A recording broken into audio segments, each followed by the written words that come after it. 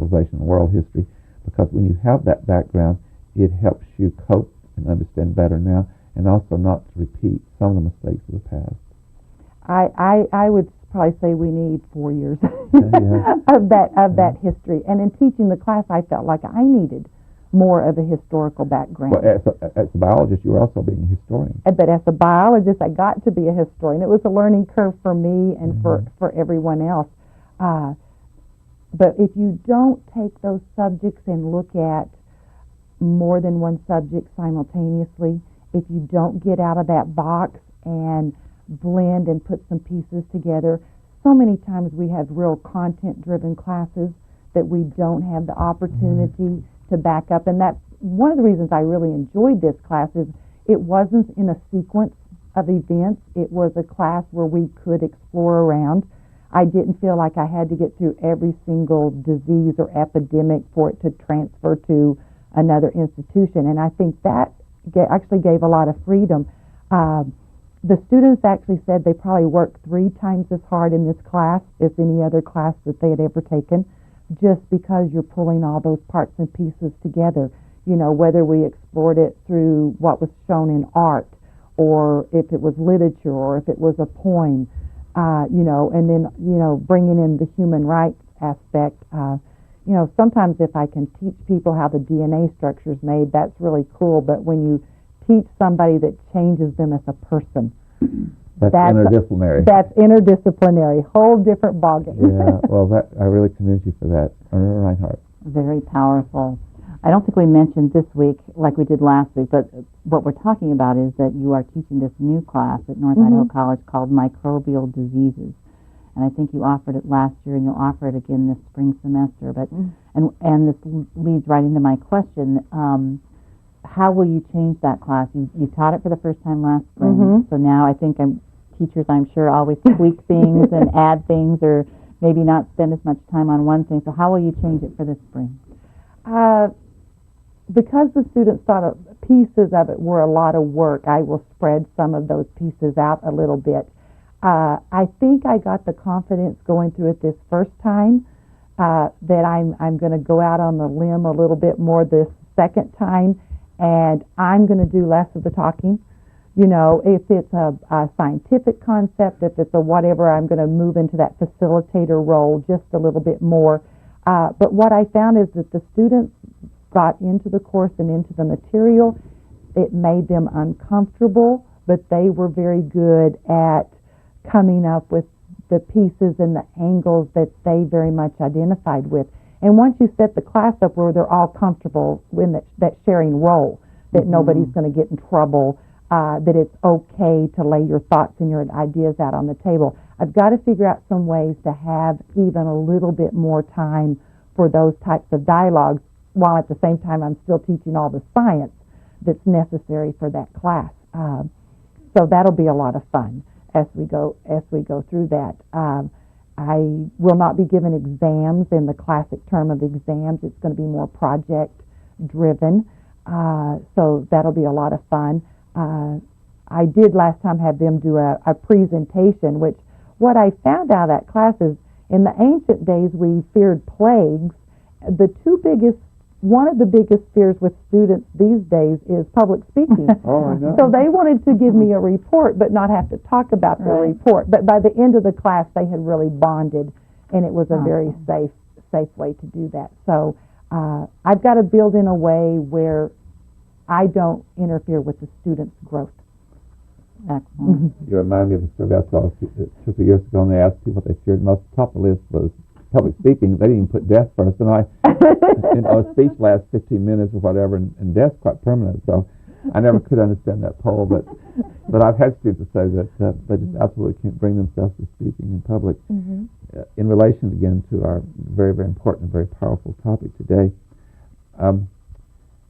what other advice would you have for the general population to inform themselves more about not only the diseases or cause for certain reasons that are not based on any segment of our population, and to rid themselves of the fear of blaming someone?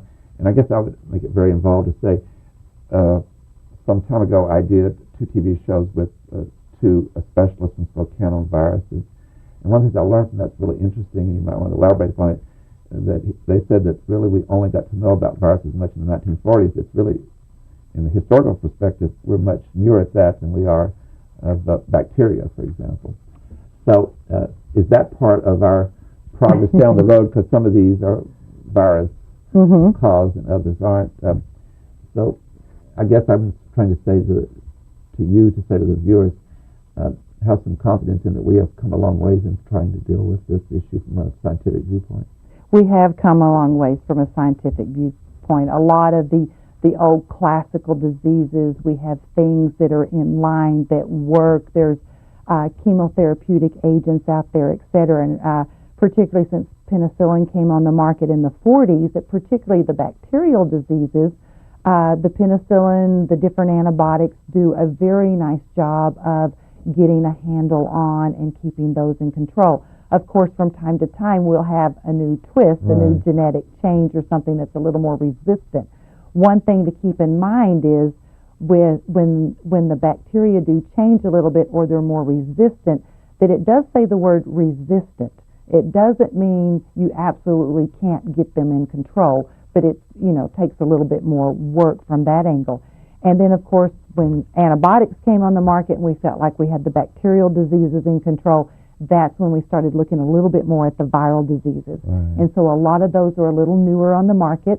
They are much simpler by nature. Therefore, if they change a little, there's a bigger outcome in the change that happens with them. But we do now have a lot of agents, chemotherapeutics, interferons, different types of things that we can now use for viral infections. So it makes it really nice. I mean, particularly, if in the U.S. where we have such a healthcare system and, it doesn't take you 5 days on a march to get to your family physician. Right. That's pretty immediate from that standpoint. The other thing I get to react to, reporters and all dealing with this, of course, they're not scientists, and so sometimes it might get exaggerated. Because of the use of antibiotics, some of the reports say that we might have a problem that they'll become less effective because we use them so much. But don't we also, in our research, find other types of new types of antibiotics? Do you have concern about this problem of the resistance to the antibiotics? As a scientist, it's very interesting to me. I don't know if I ever use the word concern for me personally, but yes, we do have a lot of antibiotics on the market. There have been given for a long period of time. So you do have some microbes that have had a mechanism where they've been able to survive where others have been wiped out. So you do have that particular piece that happens. But that is one of the big reasons by still continually putting money into the scientific research, into the pharmaceutical companies, etc., and they work very hard to stay that step ahead. Right. There is a cost involved in staying the step ahead. But yes, that's very exciting. A new antibiotic comes out on the market and I just get all jazzed and excited and somebody will say, well, it's really expensive. And I said, oh, but it didn't cost the billions of dollars that it took to develop it. So usually when they develop something, they have about a 7-year patent. So for about 7 years, it's their drug exclusively so that they can recoup their money in research and development. But a great time to go into the sciences. I always tell my students this is the best time in the world to major in microbiology and molecular techniques and all the new things that we're learning. And so I think that's our game and going to be our game from now on, is to stay one step ahead of that particular curve. And when there's a crack, we seem to find that next step always, and scientists are learning more and more all the time. And the only thing is that there's some caution that some particular medications, some people have certain reactions to them, and you have to be careful and search for that.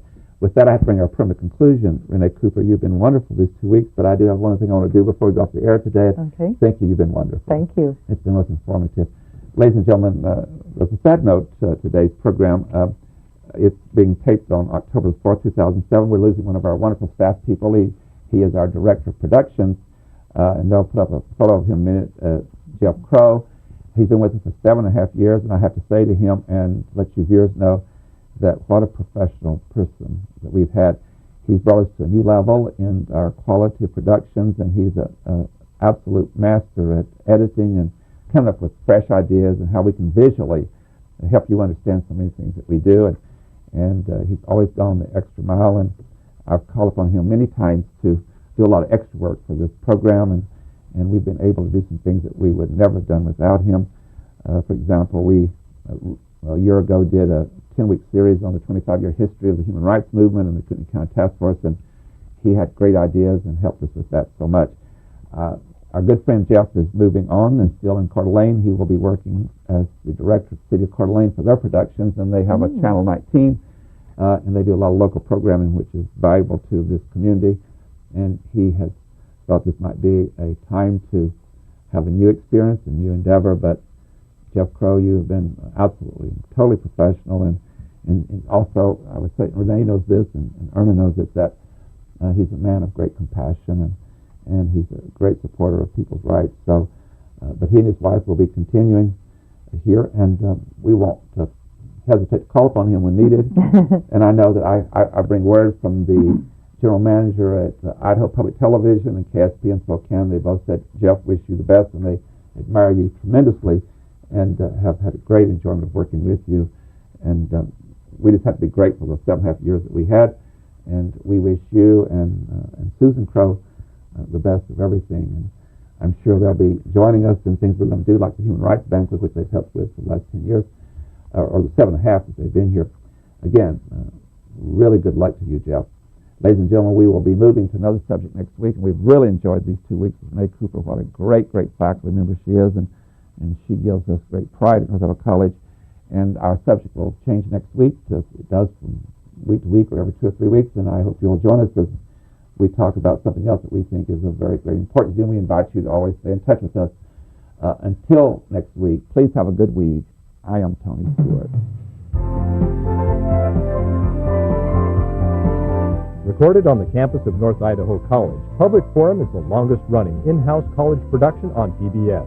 Each episode is pre-recorded live and is an educational outreach from North Idaho College. Please join us at this same time next week for another edition of Public Forum on this public television station.